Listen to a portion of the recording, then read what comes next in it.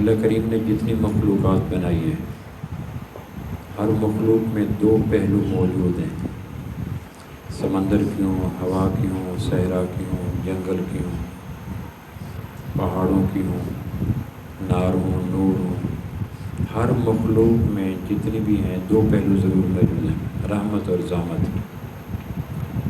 بارش کتنی بڑی قیمتی مخلوق ہے، نزلنا من السماء ماء مبارکہ، قرآن مجید میں آتا ہے ہم نے برکت والا پانی اتارا۔ بارش کا برکت ہونا کتنے سب کو ثابت ہے، لیکن کتنے لوگ ہیں، کتنے علاقے ہیں جہاں بارشوں کی کثرت کی وجہ سے سیلاب آ جاتے ہیں۔ ہمارے ملک میں ایسے خطے ہیں بارشیں نہ رکی، مکان گر گئے، ریلے بن گئے، سیلاب آ گئے، بستیاں اجڑ گئی، ہم جانتے ہیں۔ ہوا کتنی بڑی نعمت ہے کہ ایک منٹ بھی انسان ہوا کے بغیر نہیں رہ سکتا، لیکن کتنی بستیاں ہیں جن کی بربادی کا باعث ہی ہوائیں بن گئی، جھکڑ چلے، طوفان چلے، قرآن مجید میں آتا ہے۔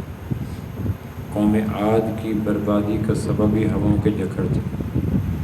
زمین کتنی بڑی نعمت ہے، لیکن کتنے لوگ تھے جن کو زمین کے زلزلوں نے برباد کر دیا۔ ہمارے نادرہ ریاض ہیں، شمالی علاقہ جاتے ہیں، وہاں جا کے دیکھیں تو گھر کھنڈر بنے پڑے ہیں، مکان قبرستان بنے پڑے ہیں، بستیوں میں نظر کوئی نہیں آتا۔ وجہ کیا؟ زمین میں زلزلہ آ گیا۔ سورج کتنی بڑی نعمت ہے، ہماری ساری زراعت اور تجارت سورج کے ساتھ ہے۔ اگر سورج گم ہو جائے کوئی فصل تیار نہ ہو، سورج گم ہو جائے ساری تجارتی منڈیاں ختم ہو جائے۔ ہماری تجارتی منڈیوں میں رونق کو جب سورج نکل آتا ہے، سورج غروب ہو گیا تو انہیں بستیوں میں جاتے ڈر لگتا ہے کہ وہاں رات کو آتا کوئی۔ ہماری زراعت، ہماری تجارت دونوں سورج پہ ہیں، لیکن کتنی بستیاں ایسی ہیں جہاں سورج کی تپش کے بڑھنے کی وجہ سے انسانی اموات ہو جاتی ہیں۔ ہم کتنے انتظام کرتے ہیں صرف سورج سے بچنے کے لیے، اور توجہ کوئی نہیں ہوتی۔ میں یہ عرض کرنا ہی چاہ رہا تھا کہ اللہ کی کوئی مخلوق ایسی نہیں ہے جس میں رحمت اور زحمت دو پہلو نہ ہوں۔ میں نے 2-3 مثالیں دے دی۔ اولاد کتنی بڑی نعمت ہے، بیوی کتنی بڑی نعمت ہے، والدین کتنی بڑی نعمت ہے، لیکن کتنے لوگ ہیں جن کی پریشانیوں کا باعث ہی اولاد ہے۔ ایسے آپ کو گرد و پیش میں لوگ مل جائیں گے، ان کی صبح سے شام پریشانی کا، گلے کا، ٹینشن کا، بربادی کا، پریشانی کا، مقدموں کا، تھانوں کا، حوالاتوں کا، جھگڑوں کا بنیادی سب اولاد ہے۔ بیوی کتنی بڑی نعمت ہے، لیکن کتنے لوگ ہیں جو بیویوں کی وجہ سے پریشان ہیں۔ تو ہر مخلوق میں دو پہلو موجود ہیں، رحمت بھی اور زحمت بھی۔ اب انسانوں کی بنی مخلوقات کو، بجلی کتنی بڑی نعمت ہے، ہماری زندگی کا 95% حصہ بجلی کے ساتھ ہے، دیہات و شہر۔ لیکن ایسے لوگ بھی ہوں گے جن کا بیٹا فوت ہوا بجلی کی وجہ سے، بھائی فوت ہوا بجلی کی وجہ سے، ماں فوت، ایسے تلخ واقعات کا موجود ہیں۔ گاڑی کتنی بڑی نعمت ہے، وہ سفر جو گھوڑوں پہ کرتے تھے لوگ، سائیکلوں پہ کرتے تھے، وہ منٹوں میں کر جاتے ہیں۔ لیکن کتنے لوگ ملیں گے جو یہ کہیں گے کہ ہمارا پورا خاندان تباہ ہو گیا تھا گاڑی کی وجہ سے۔ بعد میں نیٹ پہ فوٹو چلایا گیا، جی ایک گاڑی اس نمبر کی فلاں جگہ پہ تباہ ہو چکی ہے، کھائی میں گر گئی ہے، وارث رابطہ کریں۔ تو انسانوں کی ایجادات ہوں یا اللہ کی مخلوقات ہوں، رحمت اور زحمت دونوں پہلو ہر مخلوق میں رہتے ہیں۔ لیکن اس بھری کائنات میں صرف ایک ذات ہے جو سرتبہ رحمت ہی رحمت ہے۔ ایک پوری کائنات میں یہ چیلنج کے ساتھ بات کی جا سکتی ہے کہ کوئی مخلوق نے جو اول تا آخر، بدایت تا نہایا، ولادت تا وفال رحمت ہی رحمت ہے، صرف آمنہ کے لال صلی اللہ علیہ وسلم کی ذات اقدس واحد ذات ہے، اور قرآن مجید نے اس کی گواہی دی، وما ارسلناک الا رحمۃ للعالمین، کہ میرے محبوب ہم نے آپ کو رحمت ہی رحمت بنا کے بھیجا۔ تو اس کائنات میں سرتپا اول تا آخر، ولادت تا وصال، رحمت کا ٹائٹل اور رحمت کا تاج اور رحمت کا لفظ صرف ایک ذات پہ ہے۔ باپ بھی زحمت ہو جاتا ہے، بیوی زحمت ہو جاتی ہے، اولاد زحمت ہو جاتی ہے، بارشیں زحمت بن جاتی ہیں، بجلی زحمت بن جاتی ہے، زمین زحمت بن جاتی ہے، ہوائیں زحمت بن جاتی ہیں، مور اور لیس 95% رحمت، 5% زحمت، 95% زحمت، 5%، لیکن یہ ریشو ویری کرتی، لیکن ہوتے ضرور ہیں۔ لیکن صرف ایک ذات اقدس ہے جن کی ولادت سے وصال تک، بچپن سے بڑھاپے تک، مکہ سے مدینہ تک رحمت ہی رحمت ہے، اور وہ ذات اقدس آمنہ کے لال صلی اللہ علیہ وسلم کی ذات اقدس ہے، اور قرآن نے اس کو بیان کیا ہے۔ وما ارسلناک الا رحمۃ للعالمین، ہم نے آپ کو رحمت کے علاوہ کچھ بنایا ہی نہیں۔ اچھا رحمت کیوں ہے؟ اس کی 2-3 وجوہات ہیں۔ ایک بڑی وجہ یہ ہے کہ انسان وہ مخلوق ہے جس کو اپنے مسائل کے حل کے لیے دائیں بائیں سے پوچھنا پڑتا ہے، باقی کوئی مخلوق پوچھتی نہیں ہے۔ کوے نے گھر بنانا ہو تو کوئی نہیں پوچھتی ہے کسی کوے سے، مکھی نے اپنا چھتا بنانا ہو تو مکھی آگے کسی کالج میں اسکول میں پڑھتی نہیں ہے کہ میں نے چھتا بنانا۔ انسان اس کائنات میں واحد مخلوق ہے جسے اپنے مسائل کے حل کے لیے دوسروں سے پوچھنا پڑتا ہے، دوست سے، والد سے، محلے سے، علاقوں سے پوچھتا رہتا ہے یہ کیسے کریں، یہ کیسے کریں، یہ کیسے کریں۔ باقی کوئی مخلوق پوچھتی نہیں ہے۔ مرغی نے کتنے دن انڈوں پہ بیٹھنا ہے وہ نہیں پوچھتی، اسے اللہ کی طرف سے علم ہے 21 دن بیٹھنا ہے، 21 دن بیٹھ جائے گی۔ فلاں مخلوق نے کب انڈے دینے ہیں اس کو نہیں پوچھنا پڑتا، وہ انڈے دے دے گی، گھونسلہ بنا لے گی، پتہ ہے اس کو۔ لیکن ہمیں پوچھنا پڑتا ہے یہ کیسے کریں، یہ کیسے کریں، یہ کیا ہے، یہ کیا نہیں ہے، حلال کیا ہے، حرام کیا ہے، جائز کیا ہے، ناجائز کیا ہے، حق کیا ہے، باطل کیا ہے، جھوٹ کیا ہے، سچ کیا ہے، نفع کیا ہے، نقصان کیا ہے، ہمیں پوچھنا پڑتا ہے۔ اس پوچھنے کے لیے کائنات میں ایک ذات ہے جس کے پاس ہمارے سوالوں کے سارے جواب موجود ہیں، اور وہ ذات اقدس آمنہ کے لال صلی اللہ علیہ وسلم کے ذات۔ لقد کان لکم فی رسول اللہ اسوۃ حسنہ۔ اسوہ کسے کہتے ہیں؟ ہم نے اپنے محبوب کو اسوہ بنا کر تمہارے درمیان بھیجا۔ اسوہ کسے کہتے ہیں؟ امام قرطبی نے تفسیر قرطبی میں لکھا ہے اسوہ اس ذات اقدس کو کہتے ہیں ہمارے لیے اسوہ، کیونکہ مجھے اولاد ہوگی تربیت کیسے کرنی ہے، میرے دوست ہوں گے کاروبار کیسے کرنا ہے، میں نے بزنس مجھے پوچھنا پڑے گا۔ ہر کام میں جگہ جگہ پہ سوال کہ یہ کیا، یہ کیا۔ اس سوالوں کے جواب کے لیے کوئی ایسی ذات چاہیے جس کے پاس ہر سوال کا جواب ہو۔ تاجر جائیں، کاشتکار جائیں، شادی شدہ جائیں، کنوارے جائیں، بوڑھے جائیں، جوان جائیں، معذور جائیں، صحت مند جائیں، دیہاتی جائیں، شہری جائیں، امیر جائیں، غریب جائیں، اور اپنے سوال رکھیں یہ مسئلہ یہ مسئلہ۔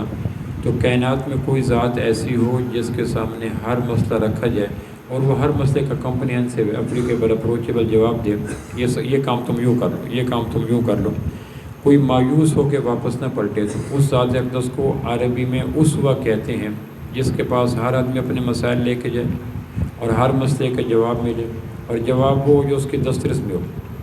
یہ نہ ہو کہ جواب تو ہو لیکن تھیوریٹیکل اور پریکٹیکل نہ ہو، جواب تو ہو لیکن سمجھ آ جائے لیکن کہ یہ میری غربت آڑے آ گئی، میرا بڑھاپا آڑے آ گیا، میرا معذور پن آڑے آ گیا، میرا ان پڑھ ہونا آڑے آ گیا، میرا بیمار ہونا آڑے آ گیا۔ ہر شخص کو جواب دے اور جواب وہ دے جو اس کی دسترس میں ہو، یہ اس کو کہتے ہیں اسوہ۔ تو اللہ نے کہا میرے محبوب صلی اللہ علیہ وسلم سرتپا رحمت ہے، کیوں؟ اس لیے کہ میرے محبوب اسوہ ہیں۔ لقد کان لکم فی رسول اللہ اسوۃ حسنہ، کہ میرے محبوب اسوہ ہیں۔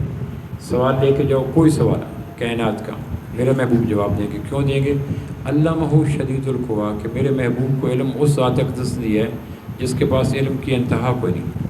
میں نے اپنے استاد سے پڑھا، استاد نے اپنے استاد سے پڑھا، اس کے علم میں کمی و بیشی ہو سکتی ہے، لیکن آمنہ کے لال صلی اللہ علیہ وسلم کے استاد کون ہے؟ تو اللہ نے کہا علمہ شدید القویٰ، ہم اپنے محبوب کے استاد خود اللہ ہیں جس کے پاس علم کی کمی کوئی نہیں، نقص کوئی نہیں، ضعف کوئی نہیں، عیب کوئی نہیں، پریشانی کوئی نہیں۔ تو جس کا استاد کامل اکمل ہے، الرحمن علم القرآن، رحمان وہ ذات ہے جس نے اپنے محبوب صلی اللہ علیہ وسلم کو قرآن کا علم عطا کیا۔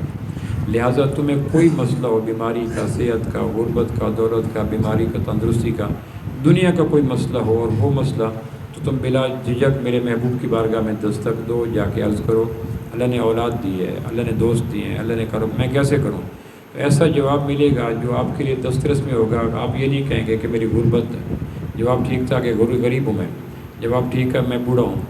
ہم 3-4 سوال کرتے ہیں، کیونکہ یہ ربیع الاول کا مہینہ ہے، ہمارے یہاں ماہ ربیع آتا ہے، تو اللہ کے محبوب صلی اللہ علیہ وسلم کے تذکرے عام ہو جاتے ہیں، باقی 11 مہینے تذکرے نسبتاً کم ہوتے ہیں۔ قرآن مجید میں اللہ کہتا ہے کہ میرے محبوب کے تذکرے 11 مہینے نہیں 12 مہینے کرو۔ ان اللہ و ملائکتہ یصلون علی النبی، اللہ اور اس کے فرشتے محبوب کے تذکرے کرتے ہیں کب؟ سال کے 12 مہینے، مہینے کے 30 دن، دن کے 24 گھنٹے، گھنٹے کے 60 منٹ، منٹ کے 60 سیکنڈ۔ لمحہ گزرنے والا کوئی ایسا نہیں ہے جب اللہ اور اس کے ملائکہ اپنے اپنے انداز میں اللہ کے محبوب کا ذکر نہ کر رہے ہوں۔ وہ ذکر وہاں ربیع الاول میں نہیں ہوتا، ربیع الثانی میں نہیں ہوتا، جمادی الاول میں نہیں ہوتا، جمادی الثانی میں نہیں ہوتا، رجب میں نہیں ہوتا، شعبان، سال کے 12 مہینے ذکر ہوتا ہے۔ اللہ اپنے محبوب کا ذکر اپنی شان شان سال کے 12 مہینے کرتا ہے، مہینے کے 30 دن کرتا ہے، دن کے 24 گھنٹے کرتا ہے، گھنٹے کے 60 منٹ کرتا ہے، منٹ کے 60 سیکنڈ۔ ہمیں کہا کہ یا ایھا الذین آمنوا صلوا علیہ وسلم صلوا علیہ وسلم تسلیما، تم بھی میرے محبوب کا تذکرہ صرف ربیع الاول تک نہ رکھو، سال کے 12 مہینے ذکر کرو۔ تمہیں کوئی سوال ہے، کوئی پریشانی ہے تو جاؤ اس کو دائیں بائیں سے مت پوچھو، جا کے براہ راست میرے محبوب کی بار اقدس پہ دستک دو کہ یا رسول اللہ یہ مسئلہ آ گیا، میں کیا کروں؟ تو حل فوراً ملے گا، جامع معنی کام اکمل حل ملے گا۔ اس وقت جو ہماری پریشانی اس کا ایک سبب یہ ہے کہ ہم اس وقت کی طرف جاتے نہیں۔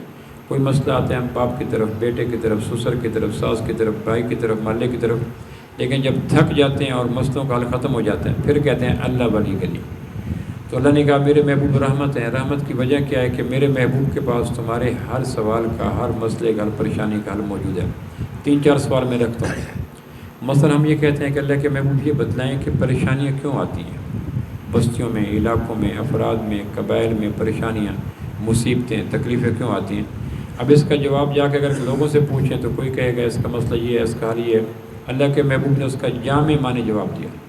آپ دنیا کے تھنک ٹینک سے، دانشوروں سے، اگر مندوں سے جا کے پوچھیں یہ بستی میں پریشانیاں کیوں آتی ہیں، آفتیں کیوں آتی ہیں، مصیبتیں کیوں آتی ہیں، تکلیفیں کیوں آتی ہیں، یہ وجہ کیا ہے، تو اس کا یہ جواب ہر آدمی اپنے اپنے عقل کا جواب دے گا، لیکن وہ جواب ہر آدمی کی دسترس میں نہیں ہوگا، ہر خطے کی دسترس میں نہیں ہوگا، ہر لوگوں کی دسترس میں نہیں ہوگا۔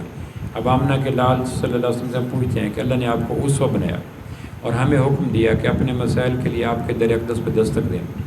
ہمیں یہ بتلائیں کہ بستیوں کی طرف رخ، پریشانیاں رخ کیوں کرتی ہیں، فرد کی طرف، افراد کی طرف؟ جواب کیا ملا؟ فَكُلًّا أَخَذْنَا بِذَنبِهِ۔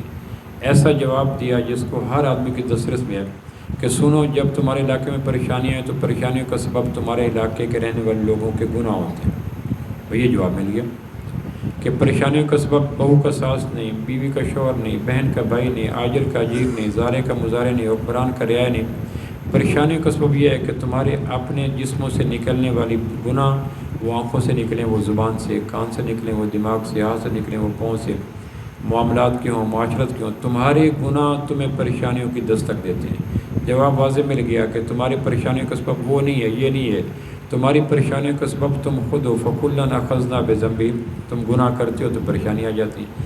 اب آگے ہم یہ کہتے ہیں کہ اللہ کے محبوب یہ فرمائیں کہ گناہوں کا توڑ کیا ہے؟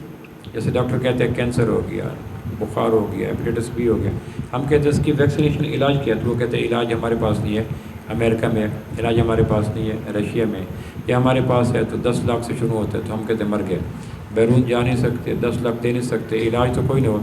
اب ہم اللہ کے محبوب سے کہتے ہیں پریشانیوں کا سبب کا گناہ، کبھی کوئی دوسرا آدمی دوسرے آدمی کی پریشانی کا باعث نہیں بنتا، پریشانی کا سبب آدمی کے وجود سے نکلنے والے گناہ ہوتے ہیں، غلط دیکھنا، غلط بولنا، غلط سننا، غلط سوچنا، غلط تولنا، غلط لینا، غلط دینا، یہ پریشانی کا سبب ہے۔ اور یا رسول اللہ یہ فرمائیں کہ اس پریشانیوں کا علاج کیا ہے؟ علاج ایسا ہو جو دسترس میں ہو، اس میں بڑھاپا، اس میں غربت، اس میں معذوری پر نہ آ جائے۔ جواب کیا فرمایا؟ ان الصلاۃ تنہی عن الفحشاء والمنکر، نماز پڑھو۔ نماز کا کیپسول، نماز کا سیرپ، نماز کا ٹیبلٹ، نماز کا انجیکشن وہ ہے جو تمہارے اندر اور باہر گناہوں کے پھوڑے پنسیوں کو خوش کر دے گا۔ اب کوئی یہ نہیں کہہ سکتا کہ میں نماز کیسے پڑھوں، میرے علاقے میں مسجد نہیں ہے، میرے علاقے میں کپڑے نہیں ہیں، میرے علاقے میں امام نہیں ہے۔ حل وہ دیا جس کو دنیا کا ہر شخص اپنی ذات میں لے سکتا ہے، نماز قائم کرو۔ تو نماز قائم کرو کہ کیا ہوگا؟ ان الصلاۃ تنہی عن الفحشاء والمنکر، نماز برائیوں، اور جس بستی کے اندر پریشانیاں بڑھ جائیں اس بستی کا حل ایک ہی ہے کہ اس بستی کے رہنے والوں کو نماز پہ لو۔ اچھا اللہ کے محبوب ہم نماز تو پڑھتے ہیں لیکن بیماری نہیں جاتی، غربت نہیں جاتی، قرض نہیں جاتے، مرض نہیں جاتے، تھکن نہیں جاتی، بے چینی نہیں جاتی، مقدمے میں الجھاؤں، بیماری میں الجھاؤں، پریشانی میں الجھاؤں۔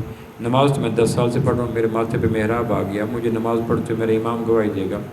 تو اللہ کے محبوب فرماتے ہیں کہ نماز پڑھنے کے لیے ایک چیز کی شرط ہے، نماز قائم کرو، قائم کرو۔ نماز پڑھنے سے برائی اور بے حیائی کے پھوڑے پن سے خشک نہیں ہوگی۔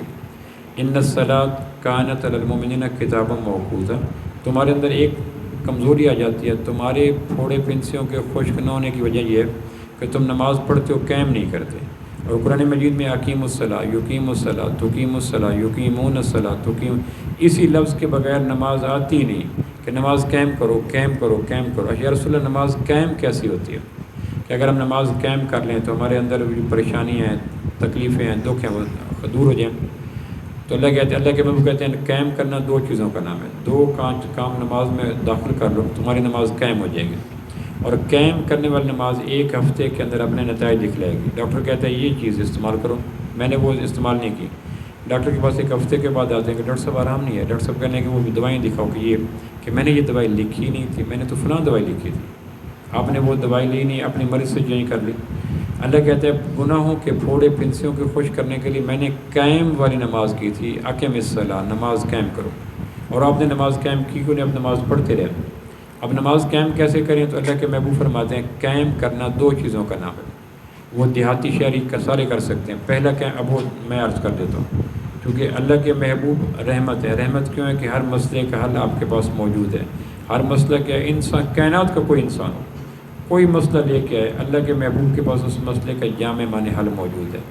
اس لیے آپ کی ذات اقدس وما ارسلناک الا رحمۃ للعالمین، قیامت تک آنے والے انسان اپنے مسئلوں کے حل کے لیے بارگاہ نبوت پہ دستک دیں، سوال کریں، جواب لیں، حدیث کی روشنی میں، سیرت کی روشنی میں، اسوہ کی روشنی میں، قرآن کی روشنی میں، اور اپنی ذات پہ اس کو عمل کریں، اپنے گرد و پیش کا عمل کریں، خاندان پہ عمل کریں۔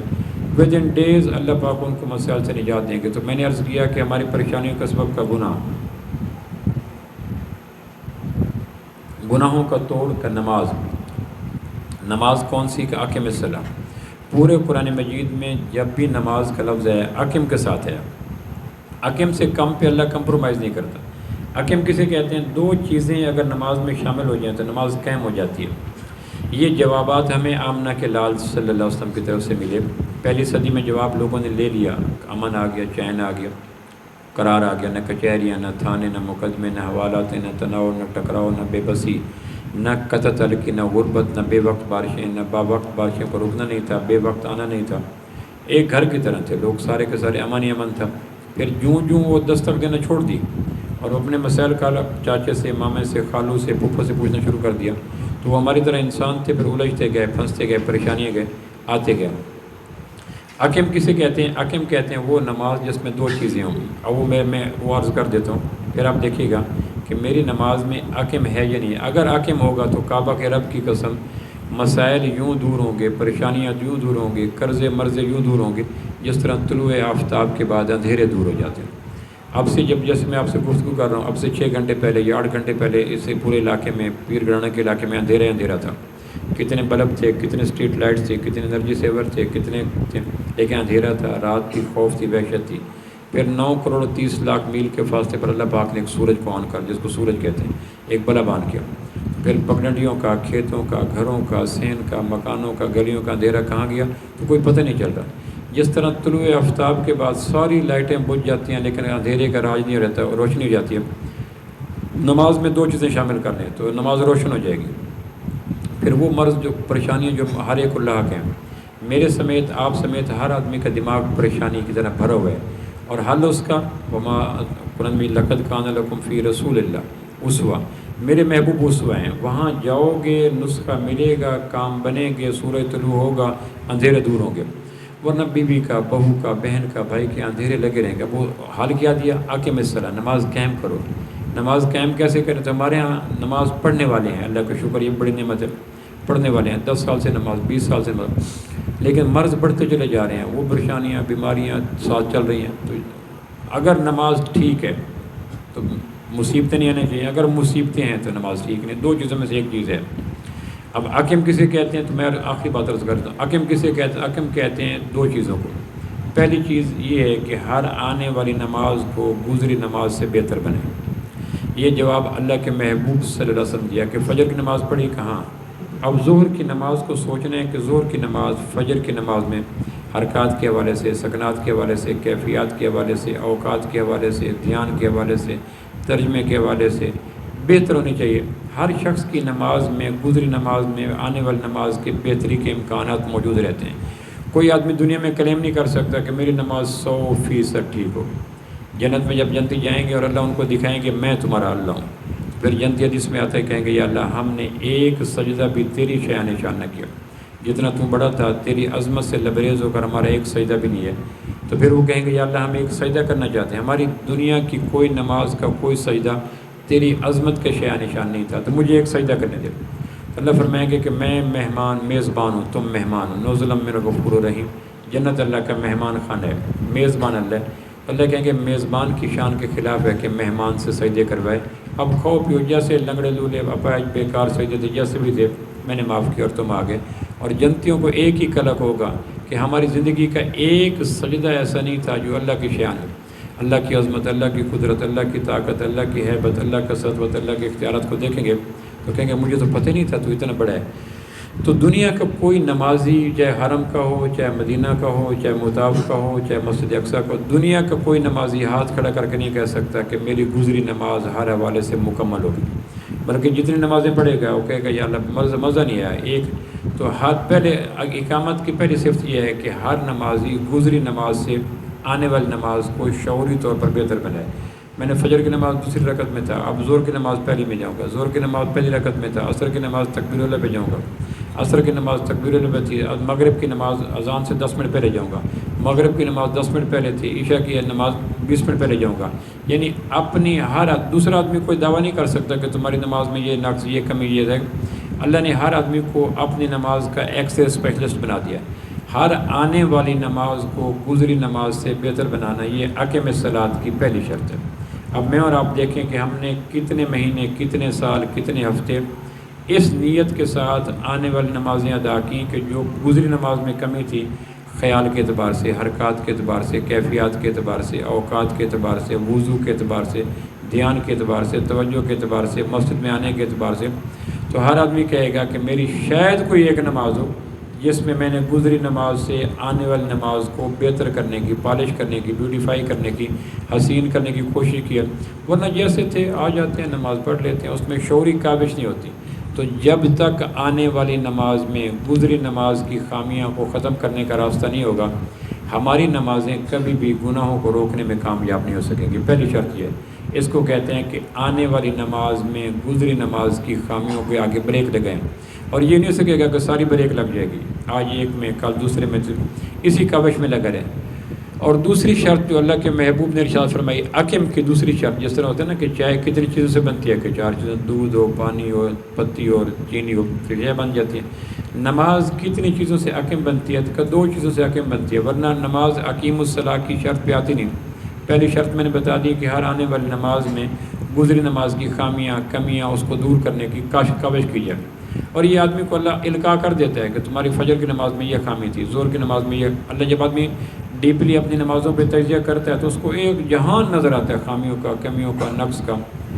اور اللہ کے محبوب فرمایا کرتے تھے کہ یا اللہ ہم نے بندگی ویسے نہیں کی جیسے تیرا حق تھا۔ یہ تو آمنہ کے لال صلی اللہ علیہ وسلم کا ارشاد ہے، جب وہ یہ فرما رہے ہیں کہ ہمارا ایک سجدہ بھی تیری شاہ نشان نہیں، جب کہ شاہ نشان تھا، تو وہ فرما رہے ہیں تو میری آپ کی نماز کیسے ہوگی؟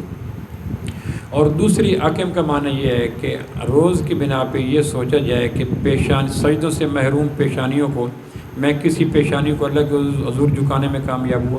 میرا بیٹا نماز نہیں پڑھتا، بہو نہیں پڑھتی، بیوی نہیں پڑھتی، بیٹی نہیں پڑھتی، ماں نہیں پڑھتی، مجھے پتہ ہے، آئی نو بیٹر کہ یہ نماز نہیں پڑھتا، میرا سیل مین نہیں پڑھتا، میرا پڑوسی نہیں پڑھتا، میرا کولیگ نہیں پڑھتا، میرا داماد نہیں پڑھتا۔ تو عقم کی دوسری شرط یہ ہے کہ وہ پیشانیاں، وہ جبینیں جو اللہ کے حضور کسی گناہ کی وجہ سے جھکنے سے محروم ہیں، میں زور سے، زر سے، زاری سے، منت سے، تکلف سے ان پیشانیوں کو اللہ کے حضور جھکانے کی کوشش کروں۔ بیٹا نماز پہ چلتے ہیں، بھائی نماز پہ چلتے ہیں، پڑوسی نماز پہ چلتے ہیں، تو ان کے لیے زور لگانا، زر لگانا، جس طرح الیکشن لینے کے لیے کسی آدمی کے پاس کام ہو تو آدمی کتنے زاریاں کرتا ہے، منتیں کرتا ہے، تعلق والا لے کے آتا ہے۔ کسی کا بچہ تھانے میں پھنس گیا تو وہ کتنے دور دور کے ہیلے وسیلے لے کے آتا ہے کہ یہ کام کریں، یہ کام کریں۔ ایک شیخ نے پوچھا اپنے مرید سے، بچے نماز پڑھتے ہیں؟ کہنے لگے جی میں کوشش پوری کرتا ہوں، اگر نہ پڑھیں تو میرا کیا قصور ہے؟ کہنے کہ کوشش کس طرح کرتا ہوں کہ میں ہر ایک بچے سے کہتا ہوں، بیوی سے کہتا ہوں، بہو سے کہ نماز پڑھو، نماز پڑھو۔ شیخ نے کہا اچھا یہ بتاؤ کہ آپ ڈاکٹر کے پاس گئے چیک کرانے کے لیے، ڈاکٹر نے آپ کو چیک کرنے کے بعد کہا کہ نمک آپ کے لیے زہر ہے، اگر آپ نے 3 دن مزید کوئی نمک والی چیز کھا لی تو آپ کی موت یقینی ہے، یہ آپ کو ڈاکٹر نے بتا دیا۔ اور ڈاکٹر کی تفتیش پہ اور اس کی انویسٹیگیشن پہ آپ کو یقین ہے۔ اب مہربانی کرو گھر میں جاؤ، جس برتن میں سالن پکتے آپ برتن نیا نکالو، جس پلیٹ میں سالن کھاتے ہو پلیٹ نئی نکالو، جس برتن میں آپ نمک والی چیزیں ہیں آپ اپنے الگ نکال لو، اور جا کے بیوی کو، بہو کو کہو کہ مہربانی کرو میری زندگی موت کا مسئلہ ہے، مجھے ان برتنوں میں سالن پکا کے مت دو، بے شک اس کو جتنا مضبوطی سے دھو لو، میرے لیے برتن نیا نکالو۔ نمک والی چیز میں میری اس کچن میں میرے کھانا مت پکاؤ جس کچن کے اندر نمک والی چیز پڑی ہے۔ اب آپ گھر میں گئے، آپ کو ڈاکٹر کی بات پہ، طبیب کی بات پہ یقین ہے کہ نمک کی ہلکی سی آمیزش بھی موت سے کم پہ نہیں ہوگی۔ اب آپ نے جا کے بیوی کو، بہو کو، بیٹی کو جو کھانا پکاتی ہیں گھر میں، پتہ ہے آپ کو، اب ان کو جا کے اپنی ساری صورتحال بتا دی کہ میری موت پہ پروانہ ہے اگر میں نے نمک والی چیز کھا لی۔ اب وہ مغرب کا وقت ہے، کھانا کھانے کے لیے بیٹھے تو روٹی میں نمک ہے، سالن میں نمک ہے، لسی نمکین ہے۔ اب آپ نے کہا یہ کیا؟ اس نے کہا چونکہ پہلی دفعہ آپ نے کہا ہمارے ذہن سے نکل گیا تو کل سے اہتمام کر لیں گے۔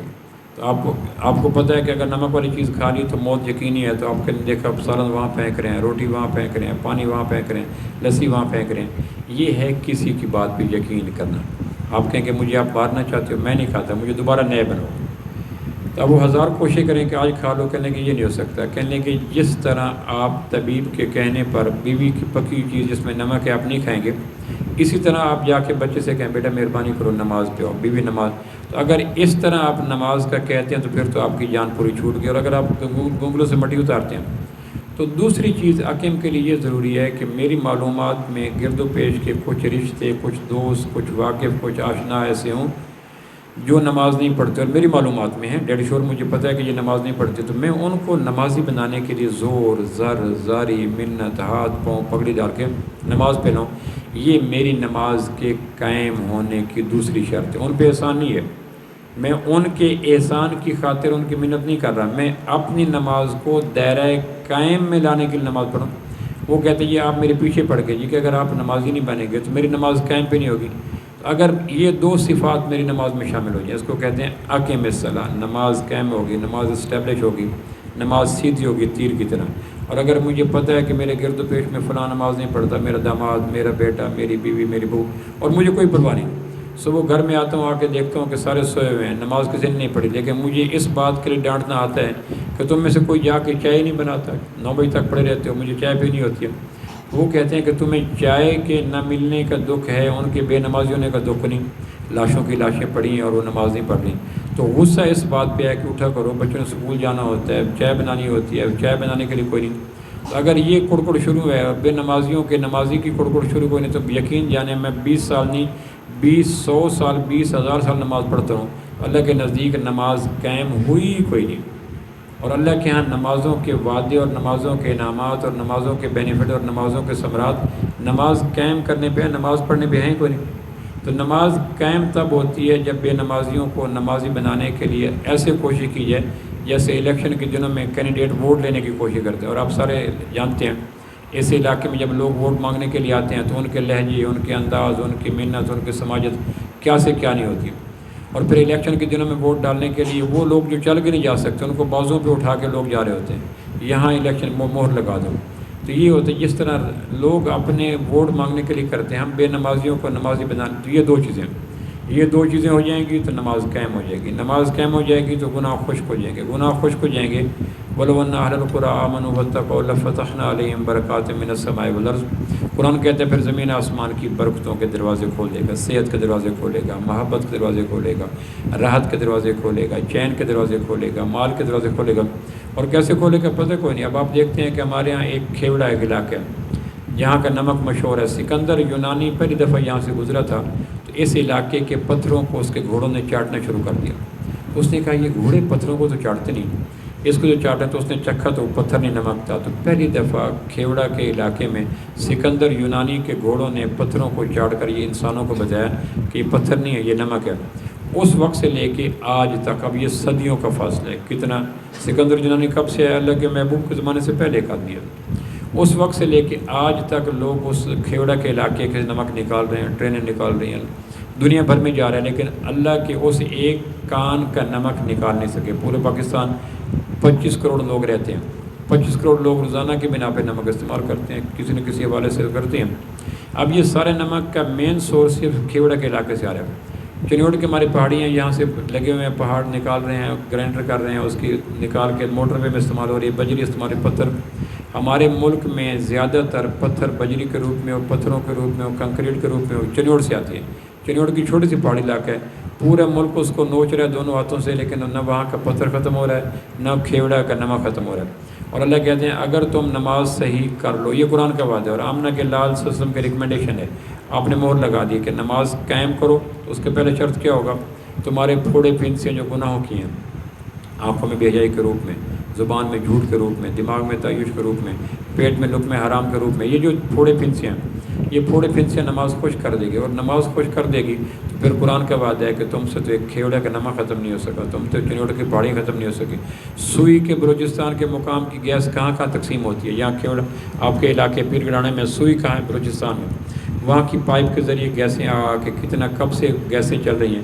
تو اللہ کہتے ہیں چھوٹے چھوٹے علاقوں کے پڑی ہوئی چیزیں ختم نہیں ہوتی ہیں، لیکن اگر تم نماز ٹھیک کر لو گے اور نماز قائم کر لو گے تو تمہارے گناہ خشک ہو جائیں گے، گناہ خشک ہو جائیں گے۔ اس کے صلے میں ریوارڈ میں بدلے کے طور پر قرآن گواہ ہے اور اللہ کے محبوب کو اس پہ سائن ہے کہ تمہارے اوپر اللہ زمین آسمان کی برکتوں کے دروازے کھول دیں گے، ایک علاقے کا نہیں۔ لَفَتَحْنَا عَلَيْهِمْ بَرَكَاتٍ مِّنَ السَّمَاءِ وَالْأَرْضِ، زمین آسمان کی جتنی برکتیں ہیں، تو ہم سے تو ایک علاقے کی برکت نہیں سنبھالی جاتی جب پوری۔ پہلی بات یہ ہے کہ پریشانیاں کیوں آتی ہیں؟ کہ گناہوں کی وجہ سے۔ گناہ کسی دوسرے کا نہیں کہ تمہارے اپنا گناہ۔ اس گناہ کا زہر کا تریاق کیا ہے؟ اس پھوڑے پھنسی کا علاج کیا ہے؟ کہ نماز۔ کہ نماز کون سی؟ کہ اقیم الصلاۃ۔ کہ اقیم نماز کون سی؟ کہ جس میں دو باتیں پائی جائیں، ہر آنے والی نماز۔ اب یہ کون کہہ سکتا ہے یہ کہ میں ہر آنے والی نماز کو بہتر نہیں کر سکتا، میں تو بوڑھا ہوں، میں تو غریب ہوں، میں تو دیہاتی ہوں۔ کوئی لیم، ہر لیم ایکسکیوز ہے، لنگڑا دولہا بنا ہے۔ اور دوسرا، گرد و پیش میں بے نمازیوں کو نمازی بناؤ۔ صحابہ کرام کے زمانے میں مجال ہے کوئی بے نمازی ہو؟ ایک بے نمازی تھا، اگر ایک بستی میں 1000 مسلمان رہ رہے تھے، اس میں 999 لوگ نمازی ہیں اور ایک بے نمازی ہے، تو اس کی فکر کرتے تھے۔ حضرت عمر رضی اللہ عنہ نے فجر کی نماز کے بعد سلام پھیرا، کہنے کہ ایک نوجوان یہاں رات تھا نماز میں، اب نہیں ہے۔ کہنے کہ پتہ نہیں، کہنے کہ پھر کوئی تسبیح نہ کرے، کوئی تلاوت نہ کرے، کوئی نفل نہ پڑھے، کوئی دعا نہ مانگے، پہلے اس کے گھر چلے۔ ساری جماعت کو اٹھایا اور اس کے گھر لے کے چلے گئے، جا کے دستک دی۔ سلیمان نام تھا، صحابی تھے، دستک دی۔ اس کی بوڑھی ماں خیر کہ عمر ہے، امیر المومنین خیریت تو ہے؟ کہنے کہ آپ کا بیٹا رات تھا، اب کہاں ہے؟ کہنے کہ گھر میں ہے۔ تو ساروں کے چہروں کا رنگ اڑ گیا کہ مسجد کے وقت مسلمان گھر میں ہے۔ کہ کیا ہوا؟ کہ رات موسم اچھا تھا، ساری رات نفل پڑھتا رہا، فجر کے وقت اذان ہے تو اس نے کہا ماں میں تھک گیا اور میں نماز پڑھ کے سونے لگا، نماز پڑھ کے سو گیا۔ حضرت عمر کہنے کہ اللہ کے محبوب فرمایا تھا جو آدمی عشاء کی نماز جماعت سے پڑھے اور فجر کی نماز جماعت سے پڑھے اور رات سونے سلیپ لے، گہری نیند ہو، تو پوری رات نفل پڑھنے کا ثواب ملے گا۔ اسے کہنا کہ آئندہ کے لیے فجر کی نماز میں غائب مت ہو، ورنہ یہ ہے کہ کسی کی نماز قائم نہیں ہو۔ اور یہاں ہر گھر کے اندر کتنے بے نمازی ہیں؟ ہر گھر کمانے والا۔ آپ نے وہ زمانہ دیکھا ہوگا، گھر میں ایک کمانے والا ہوتا تھا، ڈیرے آباد ہوتے تھے، مہمانوں کے جھنڈ آتے تھے، آپ نے وہ زمانہ دیکھا ہوگا۔ لیکن ختم نہیں، اب بیٹا کما رہے، بیوی کما رہی ہے، بہو کما رہی ہے، خود کما رہی ہے، عورتیں جاب پہ ہیں لیکن پوری نہیں پڑتی۔ تو پہلی بات، اللہ کے محبوب اسوہ حسن ہیں۔ اللہ کے محبوب اسوہ کا کیا معنی ہے؟ کہ اپنے مسائل ان کے سامنے رکھو، پھر کیا ہوگا؟ اور اگلی بات، ہم کہتے ہیں یا رسول اللہ ہمارے رزق میں برکت نہیں ہے، تو اللہ کے نبی نے یہ ارشاد فرمایا کہ ایک نسخہ بتاتا ہوں، اس کو لے لو تو تمہارے رزق میں برکت ایسے آئے گی کہ تم سے سنبھالے سے نہیں سنبھالے۔ اب تاجر پریشان ہے، کاشتکار پریشان ہے، ملازم پریشان ہے، فیکٹری اندر پریشان ہے، غریب پریشان ہے، تو صاحب اسوہ ذات نے ایک نسخہ دیا، وہ میں عرض کر دیتا ہوں۔ کیونکہ یہ مہینہ اللہ کے محبوب کی ولادت کا ہے، میلاد پاک کا ہے، آپ کی تشریف آوری کا ہے، اور آپ کی تشریف یہاں آپ کے علاقے میں ایک ڈاکٹر آتا ہے، بڑا ماہر ڈاکٹر، پاکستان میں اس کا نام ہے، اور اس مرض کا ڈاکٹر ہے، کسی مرض کا، تو ہر آدمی کی خواہش ہوگی کہ ڈاکٹر صاحب آئے ہوئے 2 دن کے لیے، چلو اپنے مریض چیک کروا لیں، تو ہر آدمی اپنے آپ کو لے جائے گا، مریض کو لے جائے گا۔ اللہ کے محبوب تشریف لے ہے، اللہ کہتے ہیں میرے محبوب سے استفادہ کرو، فائدہ لے لو، پریشانیاں سامنے رکھو، حل لو۔ تو دوسرے ہم اس علاقے میں ہم جب اللہ کے محبوب کے میلاد کا، ولادت باعث کا مہینہ آتا ہے تو ہم اپنے مسائل لے کے نہیں جاتے، بلکہ ہم اپنی گلیاں، محلے، چوک چوراہے پر بد پڑ سنوار دیتے ہیں۔ عنایت شہر ہے، اس کی ایک نعت ہے، کسی غم گسار کی محنتوں کا یہ خوب میں نے صلہ دیا، جو میرے غم میں گھلا کیا میں نے اس کو دل سے بھلا دیا، جو جمال روح حیات تھا، جو دلیل راہ نجات تھا، اسی راہ بر کے نقوش پا کو مسافروں نے مٹا دیا۔ تیرے حسن خلق کی ایک رمق میری زندگی میں نہ مل سکی، میں اسی میں خشک شہر کے در و بام کو تو سجا دیا، میں تیرے مزار کی جالیوں ہی کی مدحتوں میں مگن رہا، تیرے دشمنوں نے تیرے چمن میں خزاں کا جال بچھا دیا، تیرے سور و بدر کے باب کے میں ورق الٹ کے گزر گیا، مجھے صرف تیری روایتوں کی حکایتوں نے مزا دیا، یہ میری عقیدت بے بصر، یہ میری ارادت بے ثمر، مجھے میرے دعوے عشق نے نہ صنم دیا نہ خدا دیا، کبھی آئی عنایت کم نظر، تیرے دل میں یہ بھی کسک ہوئی، جو جمال روح حیات تھا اسے تیرے غم نے رلا دیا۔ وہ ذات پاک جو مسیح بن کے آئی، طبیبوں کی مسیح، تاجروں کی مسیح، بوڑھوں کی مسیح، کائنات کا کوئی شخص ایسے نہیں جو مریض اور اس کا پورا علاج آمنہ کے لال صلی اللہ علیہ وسلم کے پاس جامع معنی موجود ہو۔ تو ہمارے علاقے میں ایک ڈاکٹر آ جاتا ہے، وہ کہتے ہیں ڈاکٹر بڑا ماہر ہے، تو پھر کیا کرتے ہیں جی، ہر آدمی اپنے مریضوں کو لے کے جاتے ہیں، چیک کرا لو 2 دن بغیر فیس کے علاج ہوگا، دوائی ملے گی۔ لیکن اللہ کے محبوب، تیرے حسن خلق کی ایک رمق میری زندگی میں نہ مل سکی، میں اسی میں خوش کے شہر کے در و بام کو تو سجا دیا، میں تیرے مزار کی جالیوں کی ہی بدعتوں میں مگن رہا، تیرے دشمنوں نے تیرے چمن میں خزاں کا جال بچھا دیا۔ تو یہ ذات پاک سے۔ تو آخری بات یہ ہے کہ ہم پوچھتے ہیں کہ ہمارے رزق کی بڑی پریشانی ہے، ہر وقت پریشانی، 99 کا چکر، مسائل ختم نہیں ہوتے۔ تو آپ نے اس کا جواب ایک دیا، جواب میں عرض کر دیتا ہوں، سورۃ طلاق کی آیت نمبر 3 میں جواب ہے، اگر آپ کو موقع ملے لفظ طلاق آپ کو یاد رہے گا، اس صورت کو، یہ 67 نمبر غالباً آیت صورت ہے، اس کے شروع میں اس کا جواب ہے، وَمَن يَتَّقِ اللَّهَ يَجْعَل لَّهُ مَخْرَجًا وَيَرْزُقْهُ مِنْ حَيْثُ لَا يَحْتَسِبُ، جو تقوی اختیار کرے گا ہم اس کو رزق وہاں سے دیں گے جہاں سے اس کو گمان بھی نہیں ہوگا۔ یہ جواب دے دیا کہ تقوی اختیار، اب ایک آدمی کہتا ہے زمینداری کرو کہ میرے پاس تو ذاتی مکان کوئی نہیں، تجارت کرو کہ میرے پاس تو پھوٹی کوڑی کوئی نہیں، جاب کرو کہ میں تو انڈر میٹرک ہوں، حکومت میں چلے جاؤ تو کہ میں کیسے الیکشن لڑوں، جتنے بھی جواب ہیں ہمارے کی دسترس میں نہیں ہے۔ تو آپ نے فرمایا تقوی اختیار کر لو، تقوی اختیار کر لو۔ تقوی کیا ہے؟ اب یہ بات آخری بات سن لیں، تقوی کیا ہے؟ کہ اب دیکھو نا، اگر آپ حال دیتے ہیں کہ زمینداری کرو تو ہر آدمی کے پاس تو زمین کوئی نہیں، جاب کرو تو ہر آدمی کے پاس تو میٹرک کی سند کوئی نہیں، تجارت کرو تو ہر آدمی کے پاس تو جمع پونجی کوئی نہیں، اقتدار میں چلے جاؤ تو ہر آدمی تو الیکشن نہیں لڑ سکتا، یعنی رزق روزی کے جتنے ذرائع ہیں وہ ہر ایک کی دسترس میں نہیں ہے۔ لیکن آپ جواب کیا دے رہے ہیں؟ وہ جواب جو ہواؤں کی طرح، سورج کی کرنوں کی طرح، زمین کے پانیوں کی طرح ہر آدمی کی دسترس میں ہے۔ کیا کیا؟ تقوی اختیار کرو، سورۃ طلاق کی آیت نمبر 3، تقوی اختیار کرو، یرزقہ من حیث لا یحتسب، وہاں سے رزق دوں گا جہاں سے گمان نہیں ہوگا۔ تقوی کیا ہے؟ اب ایک آدمی کہتے ہیں یا رسول اللہ تقوی کیا ہے؟ اب تقوی کی تعریف سن لیں، آج سے تقوی آپ لے لیں، کل سے آپ کے یہاں پاس رزق کیسے آئے گا؟ کہ اللہ کہتے ہیں کہ وہاں سے آئے گا جہاں سے تمہیں گمان نہیں ہوگا۔ کھیت میں اگر آپ نے کمان لگایا، کمان سے پیسے آپ کو گمان تھا، آپ جاب کرتے ہیں مہینے کے بعد تنخواہ آئی آپ کو گمان تھا، آپ دکان کھولتے ہیں پروفٹ آتے ہیں آپ کو گمان تھا، آپ الیکشن لڑتے ہیں ایم پی بن جاتے ہیں، پیسے آ جاتے ہیں آپ کے پاس گمان تھا۔ لیکن تقوی اختیار کرنے کے بعد وہاں سے ملے گا جہاں سے گمان نہیں ہوگا۔ اچھا وہ کیا تقوی کیا ہے؟ کہ تقوی کے 2 چیزوں کا نام ہے، آخری بات سنیں، تقوی 2 چیزوں کا نام ہے۔ پھر آپ درود پڑھیں آمنہ کے لال سسم کی ذات اقدس پر، کہ ایسا جواب دیا جس میں بوڑھا، مسافر، غریب، جوان، شہری، دیہاتی، ہر آدمی کہہ سکتا ہے مزہ آ گیا کاروبار کرنے کے، یہ تو میں کر سکتا ہوں۔ دنیا کا کوئی آدمی یہ ایکسکیوز نہیں کرے گا کہ آپ کا جواب غریبوں کے لیے یا امیروں کے لیے یا جوانوں کے لیے یا شہریوں کے لیے یا پڑھے لکھوں کے لیے، وہ کہیں گے آپ کا جواب تو ہواؤں کی طرح ہے، آپ کا جواب تو روشنی کی طرح ہے، آپ کا جواب تو پانیوں کی طرح ہے، آپ کا جواب تو آنکھوں کی بینائی کی طرح ہے۔ تقوی کیا ہے؟ گناہ چھوڑو اس لیے کہ اللہ دیکھ رہا ہے۔ پھر سن لیں، تقوی 2 چیزوں کا نام ہے، نیکی کرنے کا نام تقوی نہیں۔ نمبر 1 گناہ چھوڑو، نمبر 2 اس لیے چھوڑو کہ اللہ دیکھ رہا ہے، کیمرہ دیکھ رہا ہے، بیوی دیکھ رہی ہے، بچے دیکھ رہے ہیں، باپ دیکھ رہے ہیں، ماں دیکھ رہے ہیں۔ ان بنیادوں پہ گناہ چھوڑنا تقوی نہیں ہے۔ گناہ چھوڑو اس لیے کہ اللہ دیکھ رہے ہیں۔ موبائل کی یہ چیز کیوں نہیں دیکھ رہے کہ اللہ ناراض ہوتے ہیں؟ یہ جھوٹ کیوں نہیں چھوڑا کیوں ہے کہ اللہ ناراض ہوتے ہیں؟ شراب چھوڑی کیوں ہے کہ گردہ خراب ہو جائے گا؟ یہ تقوی نہیں ہے۔ باپ آ گیا، یہ تقوی نہیں ہے۔ بیوی نے دیکھ لیا، یہ تقوی نہیں ہے۔ کیمرہ دیکھ رہا ہے، یہ تقوی نہیں ہے۔ پولیس کھڑی، یہ تقوی نہیں ہے۔ گناہ چھوڑنا اس لیے، گناہ چھوڑنا۔ اب دنیا کا کون سا انسان ہے وہ کہے کہ میں تو متقی ہوں، میرے اندر گناہ ہی کوئی نہیں؟ دنیا کا کوئی انسان یہ کلیم نہیں کر سکتا کہ میرے اندر گناہ کوئی نہیں۔ نمبر 1۔ نمبر 2 چھوڑنا اس لیے کہ اللہ دیکھ رہا ہے۔ وہ کہے کہ میں اس خیال کو کیسے لاؤں کہ اللہ دیکھ رہا ہے؟ تمہیں یقین ہے کہ اللہ دیکھتا ہے؟ کہنے لگا بھائی یہ 2 کاموں کی مشق شروع کر دیں آج سے، اور گریجولی، دھیرے دھیرے گناہ چھوڑنے، اور نمبر 2 اس لیے چھوڑنے کہ اللہ دیکھ رہا ہے۔ باقی بنیادوں پر گناہ چھوڑنا گناہ سے بڑا گناہ ہے۔ بیوی دیکھ رہے گناہ چھوڑ دو، باپ دیکھ رہے گناہ چھوڑو، کیمرہ دیکھ رہے گناہ چھوڑ دو۔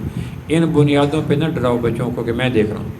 لقمان حکیم کہہ رہے بیٹا گناہ چھوڑ دو، اس لیے کہ وہ اللہ جس کو تم گناہ کر رہے ہو، نافرمانی کوئی بھی اللہ کی نافرمانی ہے، کوئی بھی گناہ ہے، گناہ اس لیے بنتا ہے کہ اللہ نے روکا تھا اس لیے گناہ تھا۔ اللہ نے روکا تھا کہاں کا؟ پھر اللہ دیکھ رہا ہے اس لیے چھوڑو۔ تو 2 چیزیں اگر کر لو اس کو تقوی کہتے ہیں۔ گناہ چھوڑو نمبر 1، اور کون کہے گا میرے اندر گناہ ہے کوئی نہیں؟ جو یہ کہتے ہیں میرے اندر گناہ ہے کوئی نہیں، اس سے بڑا گناہ گار کہنا آدمی ہے ہی کوئی نہیں۔ اور نمبر 2 اس لیے چھوڑو کہ اللہ دیکھ رہا ہے۔ کوئی آدمی کہ ہماری بستی میں تو اللہ ہے کوئی نہیں، کون کہہ سکتا ہے کہ ہماری بستی میں اللہ نہیں ہے؟ اللہ تو دیکھتا ہے، اس کو اونگ نہیں، نیند نہیں، ذوف نہیں، تھکن نہیں۔ اس وقت 8 ارب انسان ہیں، 16 ارب آنکھیں ہیں، ان 16 ارب آنکھوں کا دینے والا خود کتنا دیکھنے والا ہوگا؟ تو آپ کو کوئی قرض کی شکایت ہے، مرض کی شکایت ہے، غیر مسلم پریشان ہوتے ہیں، ہمارے پاس تو تقوی کے بزنس ہے، دکان بھی کرو تقوی بھی کرو، کھیتی باڑی بھی کرو تقوی بھی کرو، ملازمت بھی کرو تقوی بھی کرو، جاب بھی کرو تقوی بھی کرو، ایجادات بھی کرو تقوی بھی کرو۔ تقوی کو ساتھ ملا لو کہ گناہ چھوڑنا ہے روزانہ کی بنا پر، جھوٹ چھوڑنا ہے، بد نظری چھوڑنی ہے، چوری چھوڑنی ہے، غیبت چھوڑنی ہے، تکبر چھوڑنا ہے، زنا چھوڑنا ہے، شراب چھوڑنا ہے، کوئی نہ کوئی گناہ ویری کرتا ہے پرسن ٹو پرسن، ہر آدمی کا الگ ہوتا ہے۔ گناہ چھوڑنا ہے، نمبر 2 اس لیے چھوڑنا ہے کہ اللہ دیکھ رہے ہیں، اللہ کے علاوہ کسی اور بنیاد پہ گناہ چھوڑا تو یہ گناہ سے بڑا گناہ ہے۔ یہ مہینہ اس لیے آیا کہ اس مہینے میں وہ ذات اقدس تشریف لائی جو صاحب اسوہ تھی اور جس کے پاس انسانوں کے مسائل کا حل تھا، اور حل وہ تھا جو قابل عمل تھا، دسترس میں تھا، اپروچ میں تھا۔ یہ تو میں نے آپ کو 2 چیزیں بتا دی ہیں کہ پریشانی کا سبب گناہ ہے اور گناہوں کا توڑ نماز ہے، اور نماز قائم والی ہو تو۔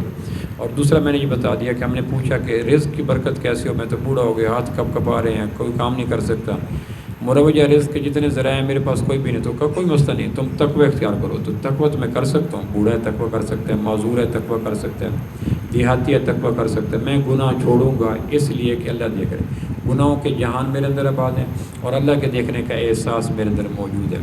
بھائی اس کو کرنا شروع کر دیں۔ آپ کائنات کے کسی خطے میں کعبہ کے رب کی قسم رزق وہاں سے آئے گا جہاں سے آپ کو گمان نہیں ہوگا، لیکن علمی یہ ہے کہ ہم گناہ چھوڑتے نہیں، نیکیاں کرتے ہیں۔ نیکی کرنے کا نام تقوی نہیں ہے۔ غذا اور چیز ہوتی ہے، پرہیز اور ہوتی ہے۔ ڈاکٹر سے کہتے ہیں غذا کیا ہوگی، تو وہ کہتے ہیں آپ نے پھل کھانے ہیں، کھانا کھانا ہے۔ پرہیز کیا ہوگی، آپ نے کولڈ ڈرنک نہیں لینا، فاسٹ فوڈ نہیں لینی، آپ نے اسپائسی چیزیں نہیں لینی۔ اگر آپ ڈاکٹر کی غذا کھاتے ہیں اور دوا کھاتے ہیں اور پرہیز نہیں کرتے تو فائدہ کوئی نہیں۔ اللہ نے جن چیزوں سے پرہیز کا کہا اس سے رکنا تقوی ہے۔ کھانے والی چیزوں کا کھانے کا نام تقوی، اس کا نام نیکی ہے۔ چھوڑنے والی چیزوں کا نام تقوی ہے۔ ہم میں سے اللہ کا شکر ہے لوگ نیک ہیں، نماز روزہ حج زکوٰۃ تسبیح تلاوت کرتے ہیں، عمرے کرتے ہیں، چاشت اشراق اوابین پڑھتے ہیں، لیکن تقوی کوئی نہیں کرتا، متقی کوئی نہیں۔ تو اصل دین تقوی کا نام ہے، چونکہ ہر نیکی ہر آدمی کے لیے نہیں ہے۔ غریب کے لیے زکوٰۃ نہیں ہے، بوڑھے کے لیے جہاد نہیں ہے، معذور کے لیے جہاد نہیں ہے، اور مسافر کے لیے روزہ نہیں ہے۔ ہر نیکی ہر آدمی کے لیے نہیں ہے، لیکن ہر گناہ کو چھوڑنا ہر آدمی کے لیے ہے۔ ہمارے ہاں المیہ یہ ہے کہ ہم نیکی کرنے کا شوق رکھتے ہیں، تقوی کا ذوق نہیں رکھتے۔ غیبت ہر آدمی بنائے، جھوٹ ہر آدمی بنائے، تکبر ہر آدمی بنائے، تو تقوی اختیار کریں، اس سے اللہ رزق دے گا۔ آپ لوگوں کو سوال کرنا چھوڑ دیں، لوگوں سے عباد الامثالکم، وہ تمہاری طرح لوگ ہیں، وہ پریشانی میں پھنسے ہوئے ہیں۔ آپ ایک کام کریں کہ تقوی کا اختیار کر لیں، اور یہ تقوی کا علاج آمنہ کے لال صلی اللہ علیہ وسلم میں۔ اور یہ مہینہ در و دیوار کو، گلی محلوں کو، چوک چوراہوں کو سجانے کا نہیں ہے، اپنے وجود میں چھپے ہوئے گناہوں کو نکالنے کا۔ پتلیوں کے اندر کے گناہ، کانوں کی تہوں کے گناہ، دماغ کی سوچوں کے گناہ، دل کی دھڑکن کے گناہ، ہاتھوں کے گناہ۔ اور آپ جب غور سے دیکھیں گے تو آپ کو اپنے سے بڑا گنہگار کائنات میں ملے گا کوئی نہیں۔ نتی حال کی جب ہمیں اپنے خبر رہ دیکھتے اوروں کے عیب و ہنر، اور جب حال پہ پڑی اپنے نظر تو نگاہ میں کوئی برا نہ رہا۔ تقوی اختیار کریں، نماز کو قائم کریں، اور درود و سلام پڑھیں آمنہ کے لال صلی اللہ علیہ وسلم پر، کہ جنہوں نے آ کر وہ حل دیے جو اپلیکیبل تھے، اپروچیبل تھے۔ السلام علیکم ورحمۃ اللہ۔